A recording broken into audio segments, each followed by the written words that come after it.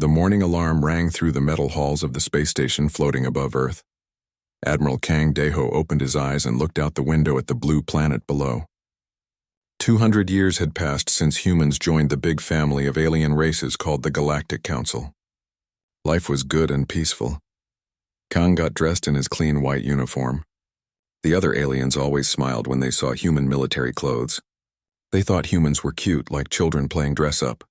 The alien races saw humans as helpers who grew food and fixed machines. Nothing more. Kang walked to the bridge of his ship, the Soul's Pride.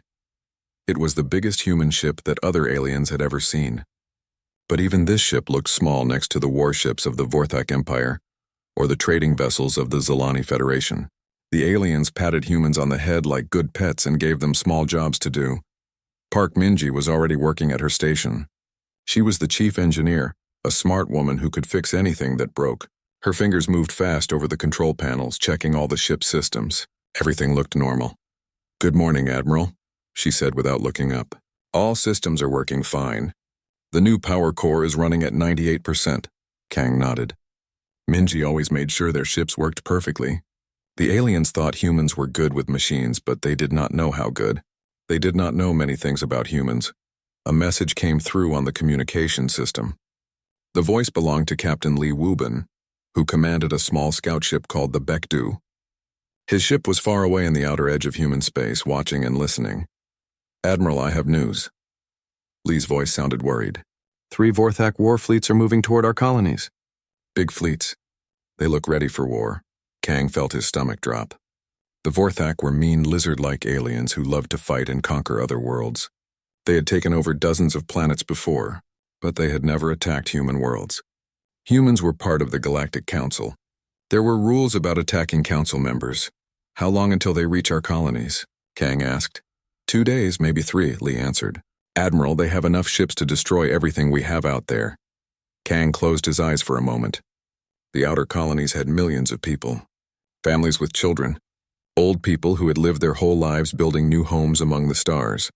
Good people who trusted the Galactic Council to protect them.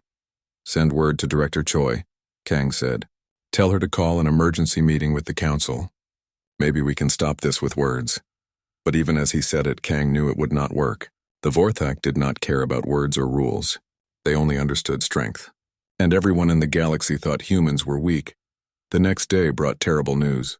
The first human colony was gone. The Vorthak ships had come like a storm of fire and metal. They killed everyone who fought back and took the rest as slaves. 5 million people, gone in 6 hours. Director Choi Hana called from Earth. Her face on the screen looked tired and angry.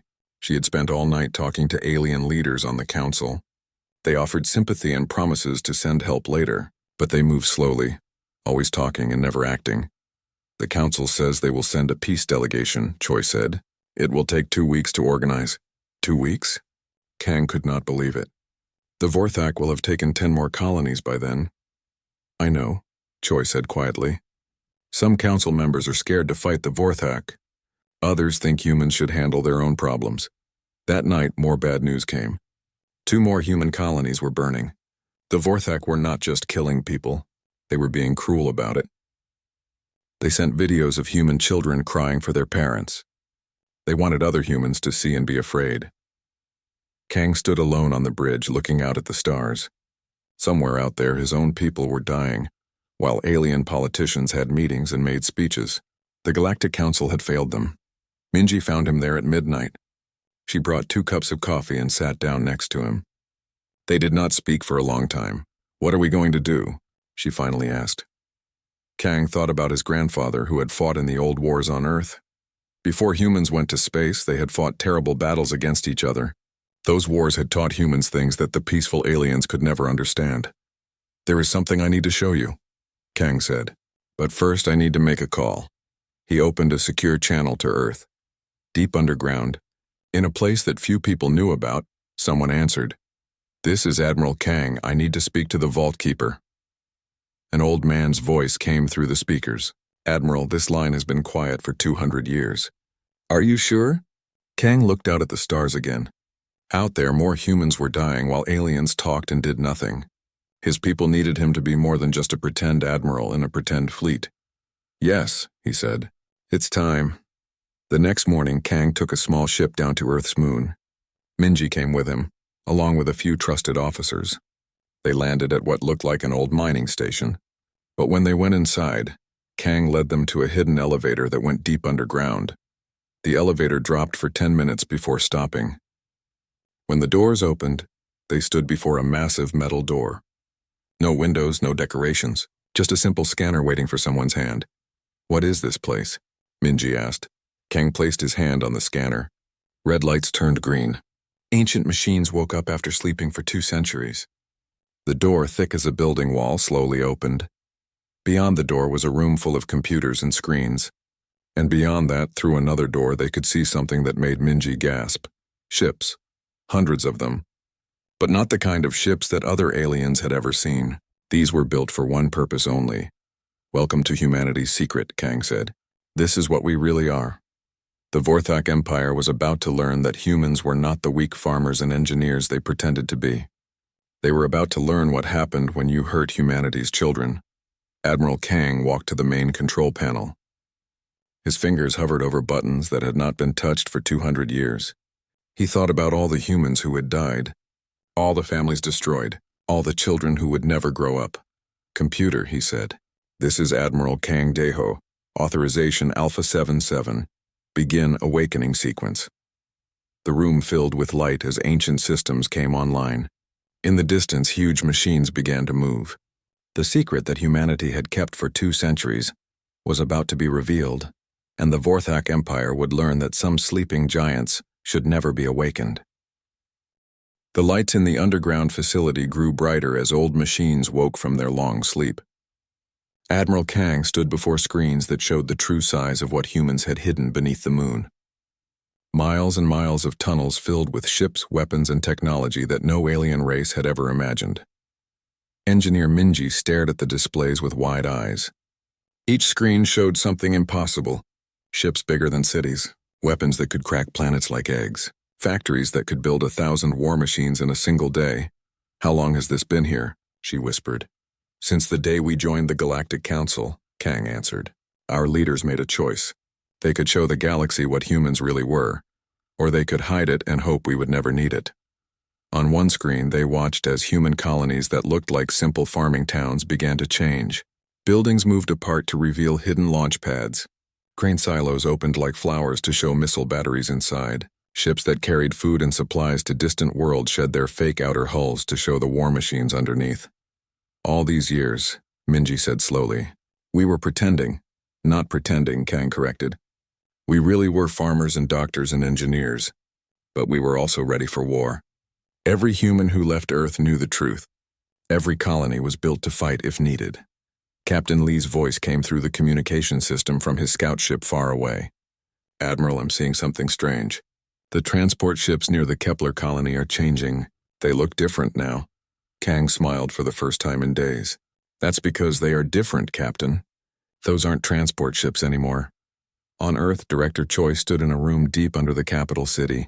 She was talking to human leaders who had been waiting for this day for 200 years. People whose job was to make sure humanity could defend itself when the galaxy's promises of peace turned out to be lies. "The Galactic Council still thinks they can solve this with meetings," one of the leaders said. "They want to send diplomats to talk to the Vorthak." "Let them talk," Choi replied.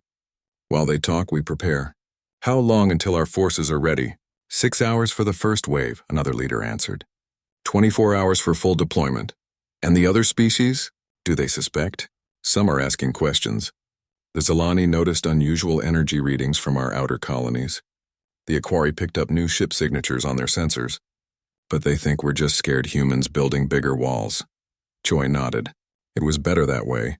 Let the galaxy think humans were just frightened farmers hiding behind bigger fences. They would learn the truth soon enough." Back on the moon, Admiral Kang was reviewing battle plans that had been written decades ago. Human military thinkers had studied every alien race in the galaxy. They knew their weaknesses, their tactics, their technology. They had been preparing for this war since the day they joined the Galactic Council. "The Vorthak fight like most galactic species," Kang explained to his officers. "Big ships in straight lines. Honor duels between captains. Rules about targeting only military vessels. They think war is a game with rules. What's wrong with rules? Asked Commander Byun, a young officer who had never seen real war. Nothing if everyone follows them, Kang said. But humans learned long ago that the only rule in war is to win. While they're playing their honor games, we'll be ending the war. On the screens around them, they could see the human fleets beginning to move. Not the small patrol ships that aliens knew about, but the real human navy. Ships that had been disguised as civilian vessels for 2 centuries. Ships that made the biggest alien warships look like toys. Captain Lee was watching the Vorthak fleets through his ship's hidden sensors. The lizard-like aliens were confident and loud, broadcasting threats and demands. They expected humans to surrender or die quickly like all their other victims. "Admiral," Lee reported, "the Vorthak commander is sending a message to all human colonies. He says we have 1 day to surrender or they will kill everyone." "Good," Kang said. "That gives us time to get into position. Should I respond to their message?" "Not yet. Let them think we're too scared to answer. In 18 hours, we'll give them a response they'll never forget." Throughout human space, the transformation continued. Asteroid mining stations revealed themselves to be massive gun platforms. Space elevators that carried goods between planets and their moons opened up to launch swarms of robotic fighters. Even the small personal ships that human families used for travel began to show hidden weapons and advanced engines. The galaxy had thought it knew humanity. Peaceful farmers who grew the best food. Skilled doctors who could cure any disease. Clever engineers who could fix any machine. They had never imagined that humans could be all of these things and still be the most dangerous species in known space. On one of the doomed human colonies, a family named the Kims was hiding in their basement.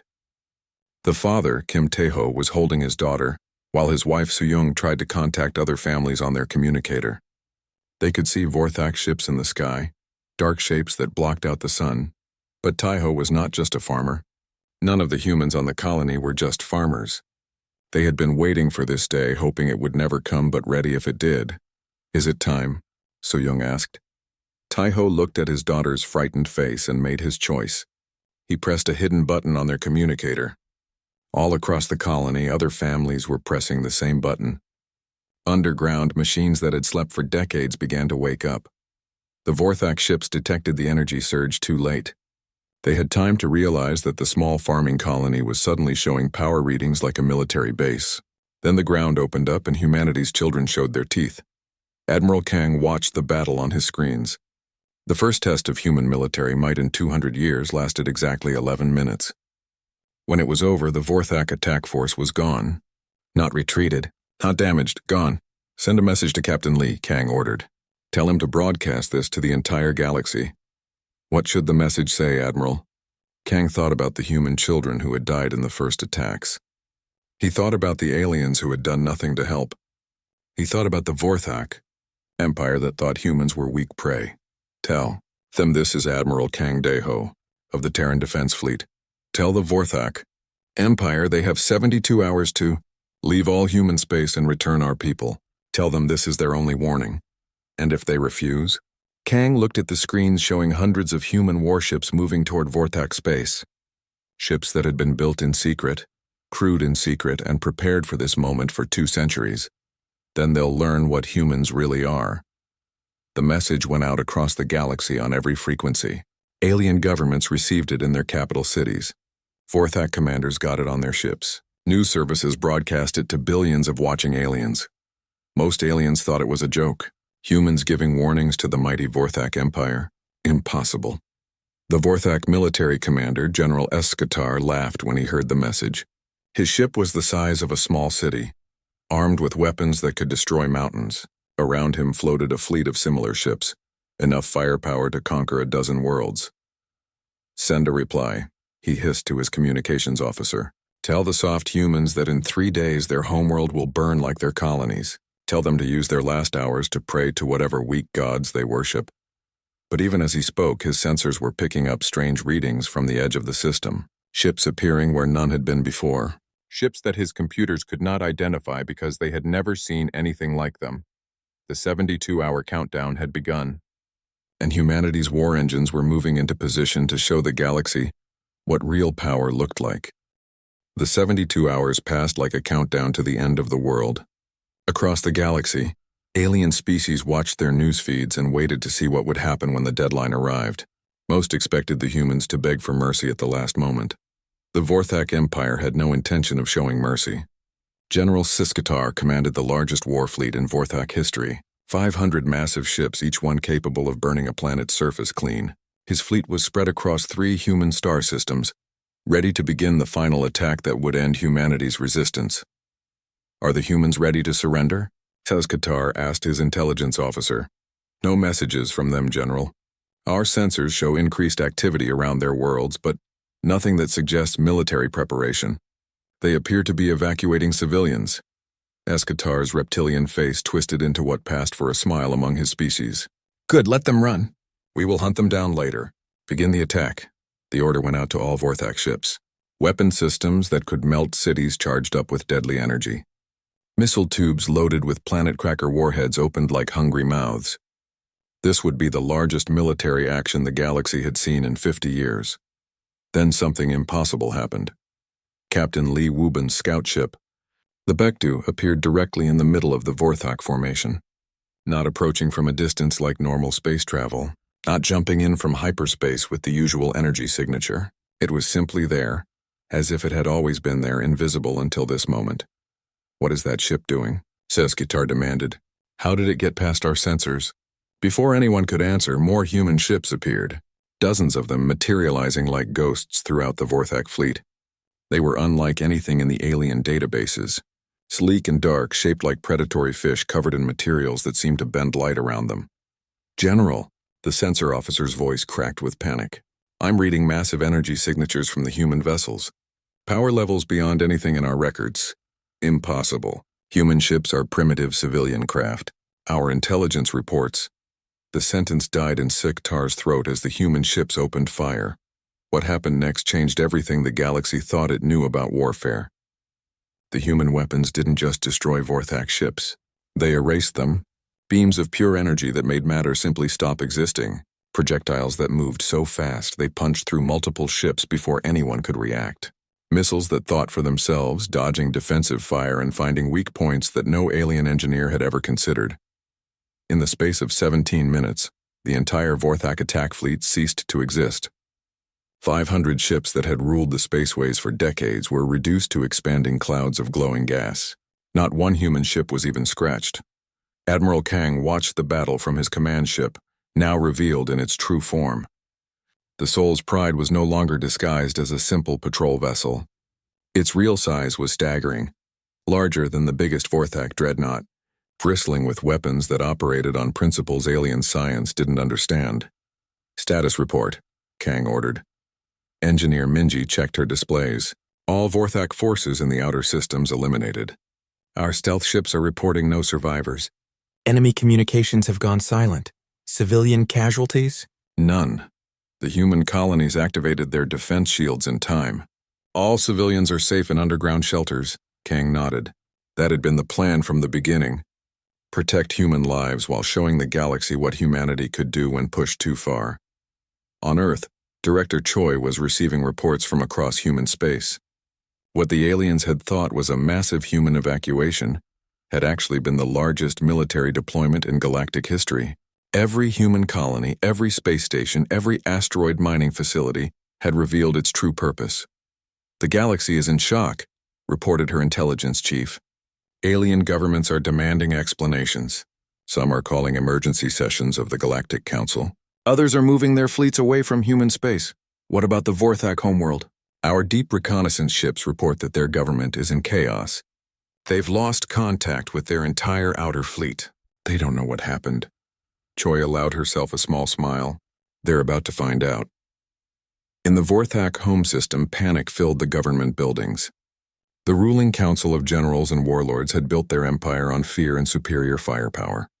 For the first time in their history, they were facing an enemy they couldn't understand. "How is this possible?" demanded Supreme General Vashik, the military leader of the entire empire. "Humans are farmers and healers. They don't even have real warships." "Our intelligence was wrong," admitted General Talker, head of Vorthak military intelligence. "We've been watching their civilian fleets and thinking that was all they had. But they've been hiding their real military for 2 centuries. How do you hide entire fleets for 2 centuries? Before anyone could answer, alarms began sounding throughout the capital city. In the sky above the planet, massive shapes were appearing. Human warships, bigger than anything in the Vorthak fleet, arriving not in formation but surrounding the entire world. Admiral Kang's voice came through every communication system on the planet, speaking in perfect Vorthak language. This is Admiral Kang Deho of the Terran Defense Fleet. You have attacked our colonies. You have killed our people. You have refused our warning to withdraw. Now you will face the consequences. The humans didn't immediately attack. Instead, they demonstrated their power in a way that froze the blood of every Vorthak on the planet. The asteroid belt around their star system began to move, not drifting naturally, but moving with purpose, guided by forces beyond Vorthak understanding. In less than an hour, the asteroids had been arranged into a message visible from the planet's surface. Written in the ancient Vorthak script, using rocks the size of mountains, the message was simple: surrender or die. Supreme General Vashik stared at the sky through his office window. His species had conquered dozens of worlds, enslaved millions of beings, and built an empire that stretched across multiple star systems. But they had never faced anything like this. "Sir," his aide whispered, "the humans are requesting a response." Vashk looked around the room at his fellow generals. These were warriors who had never known defeat, beings who would rather die than show weakness. But what they saw in the sky was not an enemy they could fight. It was a force of nature, controlled by beings they had completely underestimated. "Get me a communication line to this Admiral Kang," Vashik said quietly. "Sir, we need to talk." While the Vorthak leadership struggled with their impossible situation, the rest of the galaxy was learning that everything they thought they knew about humans was wrong. Emergency sessions of the Galactic Council were called as species after species demanded answers. The Zilani Federation, longtime allies of humanity, were the first to contact Director Choi directly. "Choi," said Ambassador Veltar, "we need to know what's happening. Our sensors are detecting human military technology beyond anything in our databases. How long have you been hiding this from us?" "We haven't been hiding anything," Choi replied calmly. "You never asked if humanity had military capabilities. You assumed we were weak because we chose to appear peaceful." "Chose to appear peaceful? You mean this was all an act?" "No, we really are peaceful. We really do prefer to grow food and heal the sick and build things that make life better. But we're also survivors, and survivors prepare for the day when peaceful solutions aren't enough." Similar conversations were happening throughout the galaxy. Species that had considered humans useful but harmless were suddenly realizing they had been living next to the most dangerous military force in known space. Some alien governments tried to distance themselves from humanity, afraid of being caught in whatever war was coming. Others began sending messages of support, suddenly remembering old friendships and trade agreements. But the message that mattered most came from the Vorthak homeworld. Supreme General Vashk appeared on screens throughout human space, his proud warrior bearing replaced by something no one had ever seen from a Vorthak leader: humility. "Admiral Kang," he said, "the Vorthak Empire requests negotiations." Admiral Kang stood on his ship's bridge, looking out at the conquered Vorthak homeworld below. Around him, his officers waited for his response. The war could end here, with words instead of more destruction. But Kang remembered the human children who had died in the first attacks. He remembered the families torn apart by Vorthak cruelty. Some things couldn't be fixed with simple negotiations. "General Vashik," he replied, "surrender first, then we'll talk." The surrender of the Vorthak Empire took place on a cold morning above their homeworld. Supreme General Vashik came aboard Admiral Kang's flagship, with only a small group of his officers. The proud warrior who had commanded the conquest of 17 worlds now walked through human corridors like a man going to his execution. Kang met them in a simple conference room. No grand displays of power, no throne rooms or ceremonial guards, just a table, some chairs, and the weight of history. "You destroyed our entire outer fleet," Vashik said without greeting. 500 ships, 60,000 warriors, gone in minutes. "You killed 3 million human civilians," Kang replied quietly, "including children. Did you expect us to send a thank you card?" The Vorthak general's scales darkened with what humans had learned was their species' version of shame. We believed humans were weak. Our intelligence said you had no real military.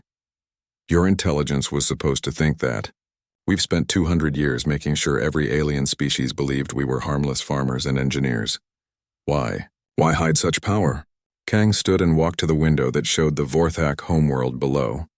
Cities full of billions of beings, who were just learning that their mighty empire had been crushed by the species they had, considered weakest in the galaxy, because power without control is just destruction, Kang said. Humans learned that lesson the hard way, long before we met any of you. We almost destroyed ourselves with our own weapons. When we finally reached the stars, we decided to try being something better. But you kept the weapons. We kept the ability to make weapons. There's a difference. Around them, the ship hummed with activity as human crews prepared for what came next. Engineer Minji was coordinating with teams throughout human space, converting their war fleets back to their civilian appearances. The demonstration was over. Now came the harder part.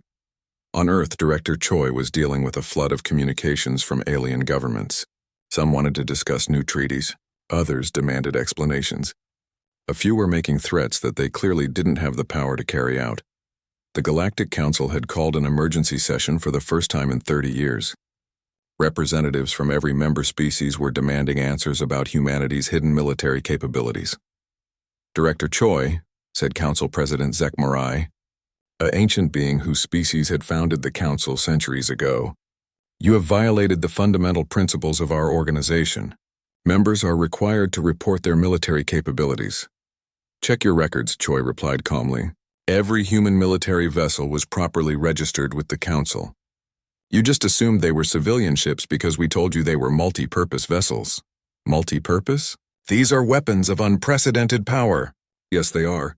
And for 200 years we chose not to use them. Even when other species had conflicts, even when we could have taken whatever we wanted by force, we chose peace. Doesn't that tell you something about who we really are? The council chamber fell silent. Around the curved amphitheater, dozens of alien species considered this truth.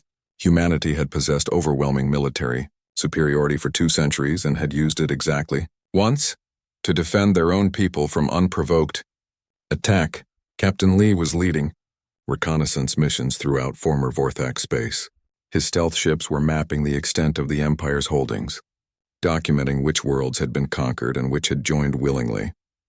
Admiral, he reported during one of his regular check-ins, you need to see this. The Vorthak Empire isn't just a military conquest state. Some of these worlds were protected clients. Others joined for economic benefits. How many worlds total? 47 inhabited systems. About 20 billion beings, maybe 30 different species. Most of them have never seen a Vorthak military force except in parades. Kang considered this information. The galaxy thought of the Vorthak Empire as pure evil, but like most things in real life, it was more complicated. Yes, they had conquered many worlds through force, but they had also provided order, protection from pirates, and economic stability. What happens to them now? Minji asked during their daily planning meeting. If we destroy the Vorthak government, those worlds lose their protection. We don't destroy anything we don't have to, Kang said. That's not who we are. The terms of Vorthak surrender reflected this philosophy. Admiral Kang's demands were precise and unavoidable, but they weren't designed to destroy the Vorthak as a people. First, complete demilitarization. All Vorthak warships would be scrapped or converted to civilian use under human supervision. Military production facilities would be dismantled. The warrior caste that had ruled Vorthak society for centuries would be dissolved. Second, reparations. Not just money, but actual work to rebuild what they had destroyed. Vorthak engineers would help reconstruct the human colonies they had attacked. Vorthak farmers would help feed the refugees their war had created. Third, transparency.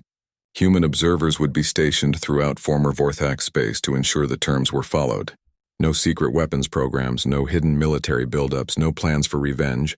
Fourth, and most importantly, justice. The Vorthak leaders who had ordered the attacks on human civilians would face trial in human courts. The galaxy would see that actions had consequences. These terms are harsh, Supreme General Vashik said when Kang presented them. They're fair, Kang corrected. Harsh would be turning your homeworld into an asteroid field. We could do that. We're choosing not to. The signing ceremony took place on the human space station above Earth. Representatives from across the galaxy came to witness the end of the Vorthak Empire and the emergence of humanity as the galaxy's dominant military power. But the most important moment came after the ceremony, when Admiral Kang met privately with a group of young Vorthak officers who had opposed their government's attack on human colonies. "What happens to us now?" asked Commander Sekta, barely old enough to serve on a warship. "Our people are warriors. Fighting is all we know."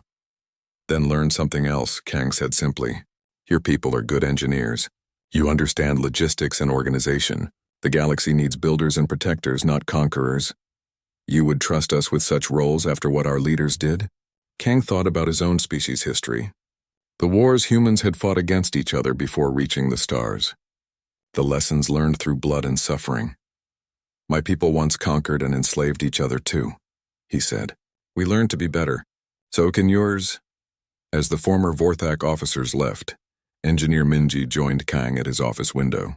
Below them, Earth turned in its ancient orbit, peaceful and blue and beautiful. "The galaxy's afraid of us now," she said. "Some of them are. Others are relieved.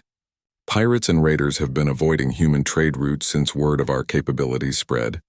The weak are safer because the strong know we're watching. Is that what we wanted? To be the galaxy's police force?" Kang smiled. "We didn't want this war at all. But since we had to fight it, we might as well use the results to make things better." Reports were coming in from across human space. The conversion back to civilian status was proceeding smoothly.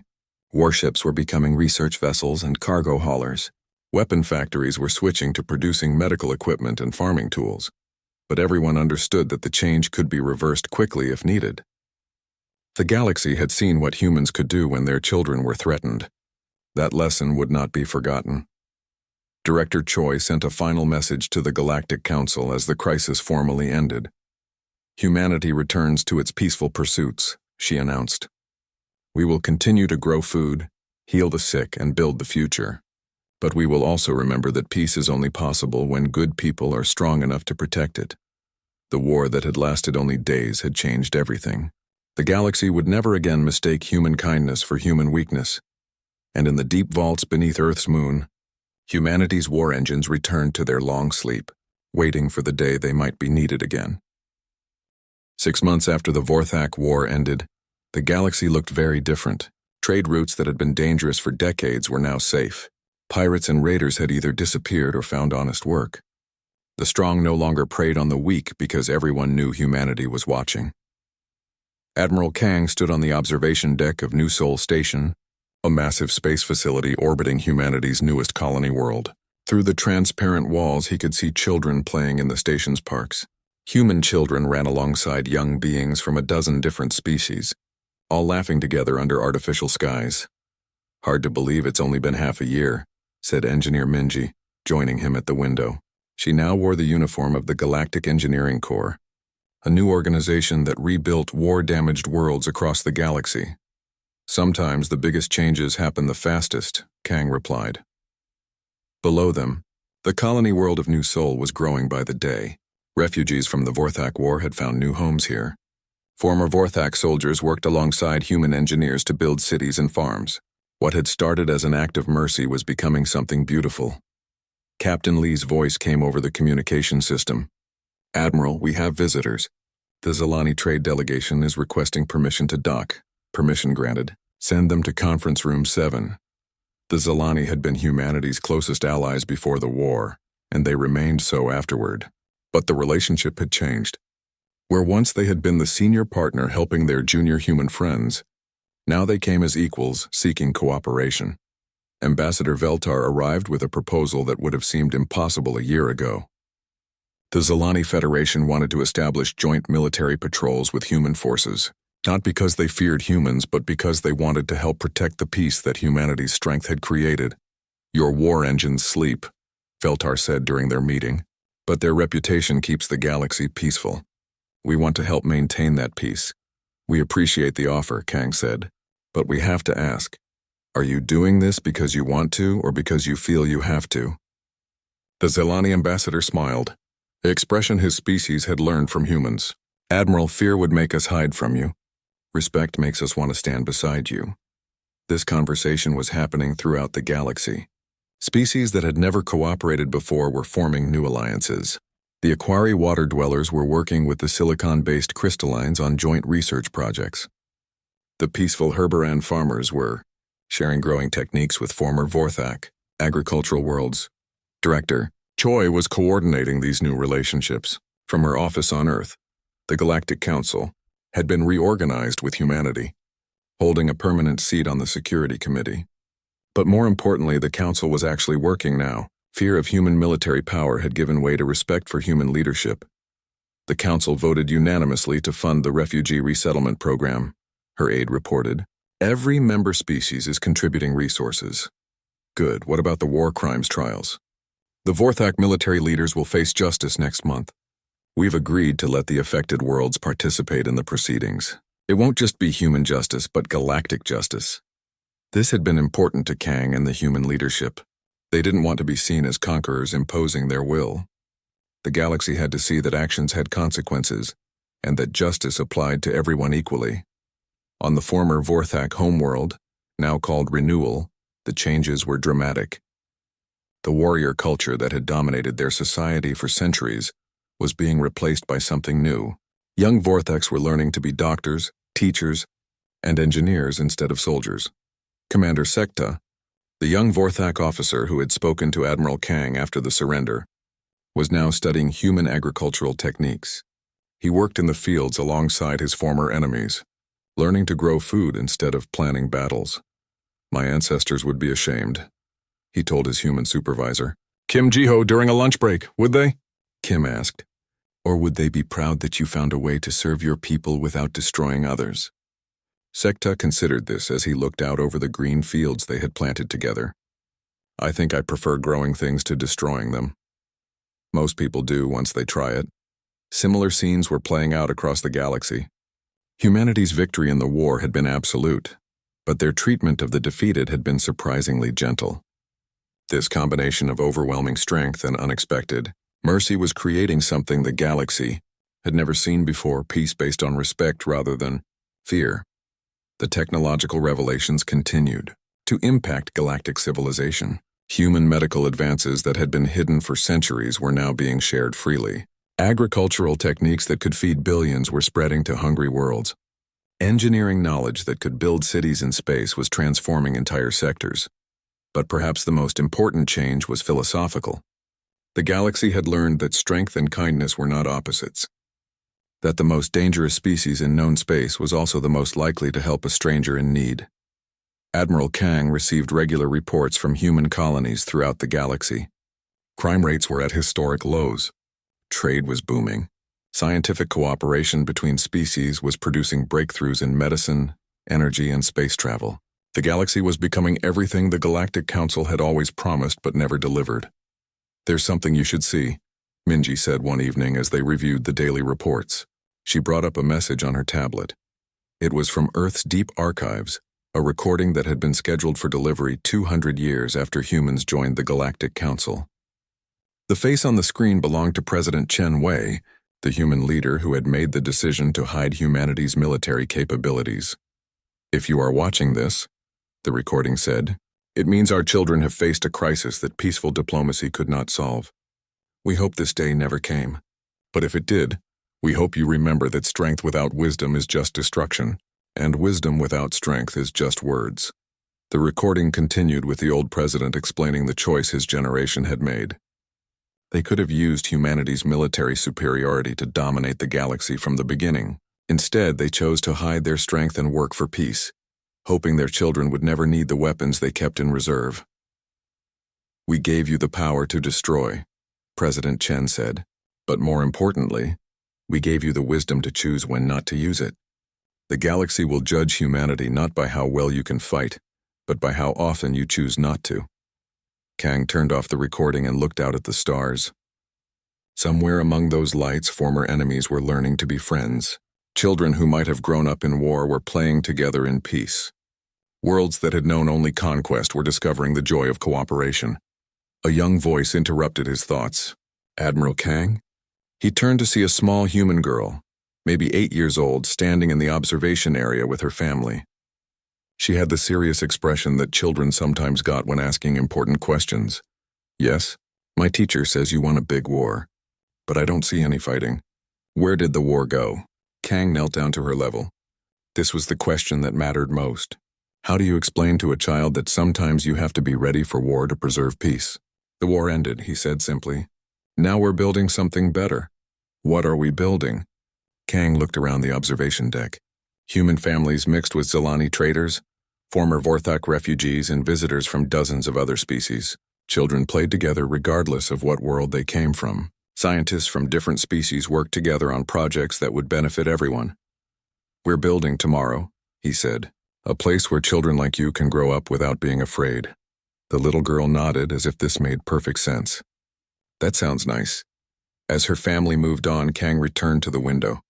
The war engines that had shaken the stars were sleeping again in their hidden vaults. But their legacy was visible everywhere he looked. Peace enforced by strength. Cooperation encouraged by security. A galaxy where the weak were protected because the strong chose to be protectors rather than predators. It wasn't perfect. There were still problems to solve, conflicts to mediate, and challenges to face. But for the first time in galactic history, there was hope that these problems could be solved with words instead of weapons. Admiral Kang touched the memorial plaque beside the window, which listed the names of humans who had died in the Vorthak attacks. They had not died in vain. Their sacrifice had awakened humanity's true strength and shown the galaxy what real leadership looked like. Rest well, he whispered to their memory. Your children are safe among the stars. Outside the station, those stars continued their eternal dance. But now they danced around a galaxy where humanity's children could play safely in the light, protected by war engines that slept in the darkness, ready to wake if peace was ever threatened again. The galaxy had learned that when you hurt humanity's children, the stars themselves would shake with the fury of their response. But more importantly, it had learned that when you worked alongside humanity for peace, those same stars would shine brighter with the hope of what could be built together.